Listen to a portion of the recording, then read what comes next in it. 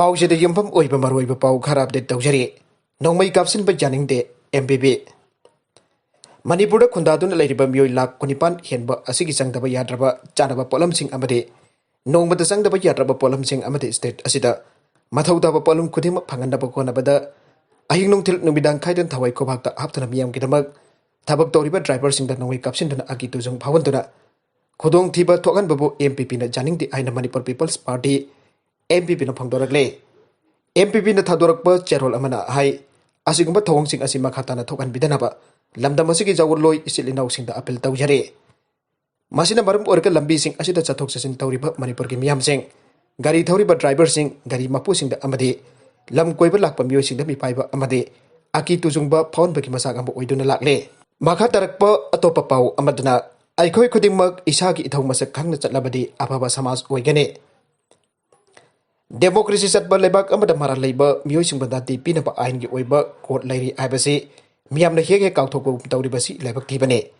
ꯃꯤ ꯑꯃ ꯍꯥꯠꯂꯨꯕ ꯇꯥꯔꯕꯗꯤ ꯃꯍꯥꯛꯁꯨ ꯑꯔꯨꯝ ꯑꯌꯥꯡꯒꯤ ꯋꯥ ꯅꯠꯇꯕꯗ ꯗꯥꯟꯗꯤ ꯑꯃꯗꯤ ꯁꯣꯏꯗꯅꯃꯛ ꯐꯪꯂꯒꯅꯤ ꯍꯥꯏꯕꯁꯤ ꯃꯤꯌꯥꯝꯅ ꯃꯇꯝ ꯈꯨꯗꯤꯡꯗ ꯅꯤꯡꯁꯤꯡꯐꯝ ꯊꯣꯛꯏ꯫ ꯀꯔꯤꯒꯨꯝꯕ ꯊꯧꯗꯣꯛ ꯑꯃꯒꯤꯗꯃꯛ ꯃꯤꯌꯥꯝꯅ ꯃꯣꯞ ꯍꯦꯛꯇ ꯁꯥꯒꯠꯇꯨꯅ ꯂꯟ ꯊꯨꯝ ꯃꯥꯡꯍꯟ ꯇꯥꯛꯍꯟꯕ, ꯌꯨꯝ ꯀꯩ ꯀꯌꯥ ꯃꯩ ꯊꯥꯕ ꯌꯥꯗꯦ ꯍꯥꯏꯕꯁꯤ ꯃꯤꯌꯥꯝꯅ ꯍꯦꯛ ꯍꯦꯛ ꯀꯥꯎꯊꯣꯛꯄꯒꯨꯝ ꯇꯧꯏ꯫ ꯁꯥꯎꯔꯤꯕꯅꯤ ꯍꯥꯏꯗꯨꯅ ꯃꯔꯥꯜ ꯂꯩꯕ ꯃꯤꯑꯣꯏ ꯑꯗꯨꯗ ꯇꯥꯏꯅꯕꯒꯤ ꯃꯍꯨꯠꯇ ꯃꯍꯥꯛꯀꯤ ꯏꯃꯨꯡ ꯃꯅꯨꯡꯗ ꯍꯦꯛꯇ ꯇꯥꯏꯅꯕ ꯍꯥꯏꯕꯁꯤ ꯑꯥꯏꯟꯕꯨ ꯃꯈꯨꯠꯇ ꯄꯥꯏꯔꯒ ꯁꯤꯟꯅꯕꯅꯤ꯫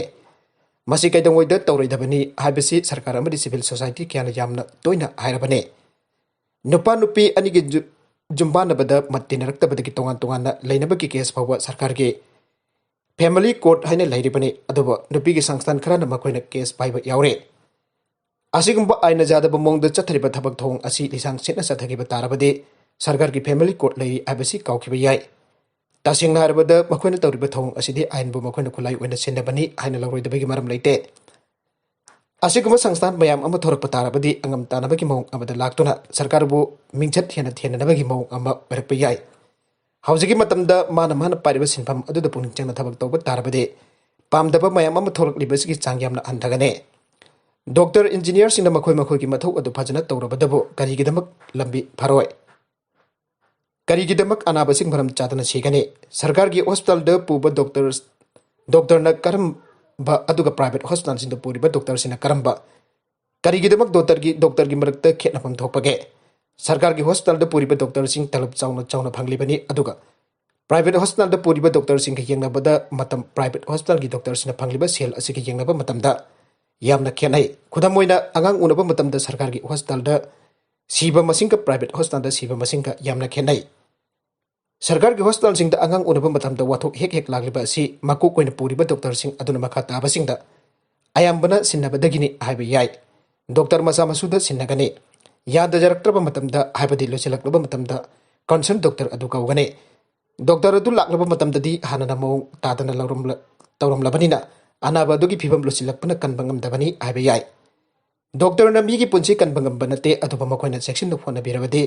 सिरबसु पेशेंट पार्टी सिंगना पेनगदबने पेशेंट अदु सिरबा मतमददि डॉक्टरना सेक्शन वाटपदगी हाइदुना पेशेंट पार्टी के डॉक्टर सिंगा अवाय एकुम तौनबा खुदफाव थाबा यावदबा नते डॉक्टर कांगपु सिंगसु मखोइदा खुद थाई हाइदुना हेक्ता मथौ लेपतुना वाकत मिफमना सिंगबा चतबा यावरे सावनिंगलिबनि हाइदुना खुदक अदुदा मफम अदुदा लैरमलिबा पोतलमसिंग थुगाई कोटकाइबा असि यारिबम खै तौदबा फै असावबना कैदोंगैदा अफबा ओइदे हाइबसि मिपुम खुदिंगना मतम खुदिंगदा निंगसिंगबा फै मरमसिननि मियोइबा खुदिंगमक माना तौरिबा मथौ अदु मसक खंगना तौबगी तंगाई फदबा लै हाइरिबसे अतोप पाउ अमदना कोविड लाइना असि ngakthoknaba laingak amadi khunai animak punna chatminaba mathau tai प्रधानमंत्री नरेंद्र मोदी ने ngarang वीडियो कॉन्फ्रेंस की खुथांगदा वाराणसी डिस्ट्रिक्ट कोविड 19 की फिबम अन यंगसिनग्रे मीटिंग असिगे मनुंगदा प्रधानमंत्री ने कोरोना ngakthoknaba अमसुंग कोरोना ना नारपा मियोइसिंग लहिंगनबा टेस्टिंग की स्टॉक फामुंगी अवटपा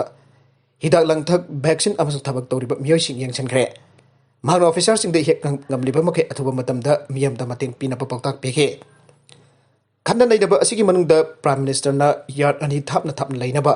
मार्क्स सिनबा असि ngakna चनबा मरु ओइबा पिके वैक्सीनेशन कैंपेन की मरु ओइबा पिरदना प्राइम मिनिस्टर ना हाई मदुदी एडमिनिस्ट्रेशन सही निफुमंगा बथक लैबा मिपुम खदेंगमक हारिबासी खनगदबने मागना एडमिनिस्ट्रेशन दा वाराणसी की का हेना सुखसिलबा मफमसिंग दा लैबा मियामदा अंगंबा मतेंग पिगदबने हाइना आइके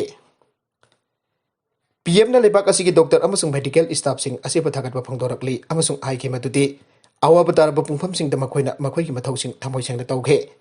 mangna hai madudi aikoina mamhangi sahida thengna khiba adudagi tamjagadabani amasung yamna section manglomda sangchengadabane PM na test track amasung treat asida maru oiba piri amasung haike madudi ahanba web aduda tawkhibagum chap manaba lalong pangthoktuna virus asida mai pangnaba honagadabane mangna muksu anaba musing contract tracing amasung test report atuba matamda pinaba maru oina haike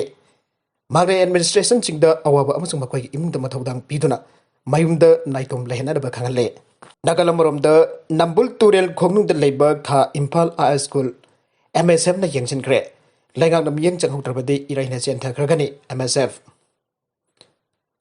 Nambul Turel Kongnung album marak kaisam lekai de labor Kha Impal A School ngasi MSF ki team na yengsin kre School asi yengsin lodona Manipuri Students Federation MSF ki General Secretary Hizam Rosan na pamising da hai School asi auki bakumja lising ani kun ke September ki chachat amada MSF na equilerik niktina tamsi aiba campaign ki manung chanda school asi yengsin khibane school asi Nambul Turel mapan da laibana maram oiduna Turel mapan gi wall chalakpa asina ising asi thaidorakpadagi school asi da ising najen badagi school gi makha gi lebak sing loina sian khe mamang chaidu school asi ising na sian ba torumle adu lebak phabdi chelhodre handak sahi gi oina so haujik no ju tha jokselakle adu la lenga kasin athuba matam da school asi da miyang sang hodrabade Nambul Turel gi iraina chen thagiduna Turel da lupkragane Lenga kasina atubang matamdi yang senbiyo amsung yang changbiyo.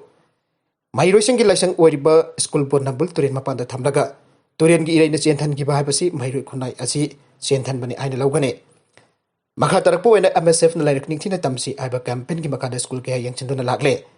Makha tanasu yang sen khigane. Tongan bambafong kya da film chadaba school aduki matik laire punna lebak miyam amade khunai punna school sing hasiba yang sen menasi hanasu apel tawrakle. Gardener ama nungthelgi matamda nongmaina kaplubagi nupa ani phakre sahi kunmuk oigitaba nupa ani nongmaising numitta gardener amabo nongmaina kaplubagi Noida police na phakre thawdagadu 50 metro station manakta April gi 14 da thokibane sogloba nupa adu Krishna Kumar Kawi mahak sahi nifu sure amasung Hosdiarpur khungangdagine mahaki thabak sufam sector 50 da lakpada manangganta kaplakhibane mahaki haksang gi fibam khudong thiningai oidre thawdok aduna anak bagi miyambo aki tujungba bokhan ki amasung mi hat ke hona bagi case ma sector 49 police station da lakwat khre maralera makoi ani edu Rahul amasung private kawi makoi sector 54 amasung Morna village da gine police ki pau matung ina Rahul Kumar gi masanupi ga nungsinai hairi adubu alamanna masanupi adu atopa amada haina singna khre haiba khangbadage mathwai nungai tabadagi mahakna mapa hanana bawari pasi lokebane haire makha tarakpo atopa pau amadana principal na phuba seiba tawkhibi mahiroi mathanda sijakre khujil sangbagi mamada achoba earring sibagi amadi mobile phone pai haiduna principal na seiba khopakna tharakrabi class 10 tamlibi mahiroi ama mayumgi ceiling fan da thawri janduna sijakre thawdoga chi Delhi manakta leiba Haryana gi Gurugram da thokibane principal aduna mamanabe singki mamangda sei thangladuna school dagi tanthokani haina kihanke matungda mama mapa school da laktuna ngakpinaba haijaki aduba principal aduna nupi adugi